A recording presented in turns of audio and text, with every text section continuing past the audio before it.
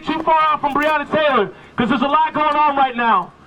But we need to point out that right now we have the privilege to stand here and attend a rally. But I need to direct your attention to something else on the other side of this park, which is an abject failure of your city council, an abject failure of the mayor that you voted in. The mayor that Alondra said was the leader of Black Lives Matter. She said a white man was the leader of Black Lives Matter. And she's on the city council and y'all voted her in. An abject failure by Tim Walz. His wife wants to talk about prison and education, but she don't want to talk about race. Can you talk about prison and education without talking about race? Hell no! So we need to let her know, and we need to let your leaders know that they have failed. They have turned their most vulnerable people, the most vulnerable people, poor people with no homes, they have turned them to Powderhorn Park. There are police officers picking up homeless people and bringing them here. They are trying to turn your city into chaos. White supremacists and Boogaloo boys came here to turn your city into chaos. But you didn't let it happen because it's your city.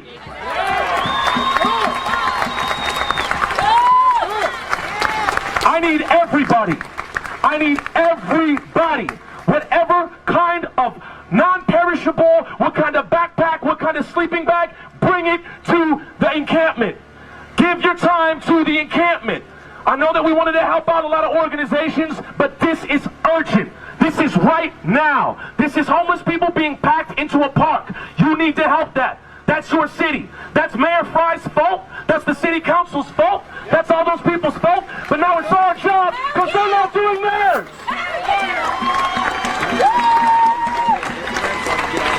And I want to say something real quick because there's a lot going down right now. There's a lot of white people in the audience, and you may feel uncomfortable.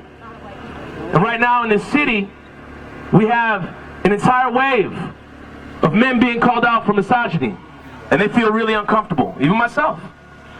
But I'm going to tell you something, and I've told it to myself as well. Your discomfort is not going to get you killed. Your discomfort is not going to get you raped. Your discomfort is not going to objectify your body. Get real uncomfortable. And lean into it, because it's going to be going on for a long time, and we're not going back. We're not going back.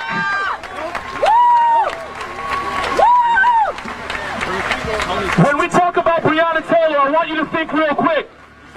They took a ramrod to her door. You're sleeping.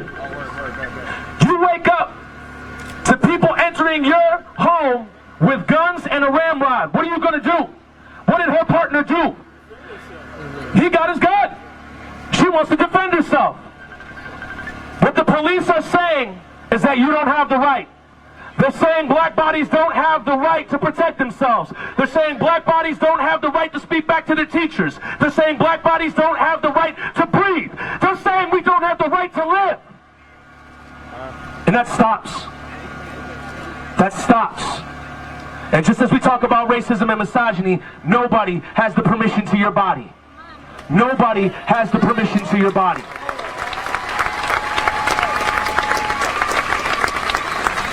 And I want you to look real long and hard into the mirror as a white person or as an identifying male and think about how have you complicitly chipped in to misogyny? How have you complicitly chipped in to white supremacy? Because I got to do it too.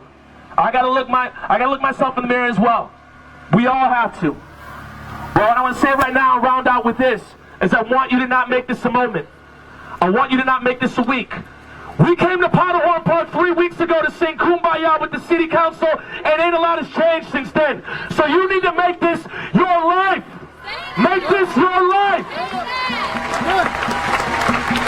And lastly, I'll wrap up with this. Do you think the cops would ever take a ramrod to a house in southwest Minneapolis? Do you think they would ever enter a house in Kenwood neighborhood like that? Do you think they would ever enter a white household with that kind of attitude? Do you think they would ever enter your neighbor's white house with that kind of attitude? Hell no! This is happening to black people. This is happening to poor people. This is happening to brown people. We are being turned out to the park and being told we don't matter. But here today, we're here to say Black Lives Matter. Black Lives Matter. Black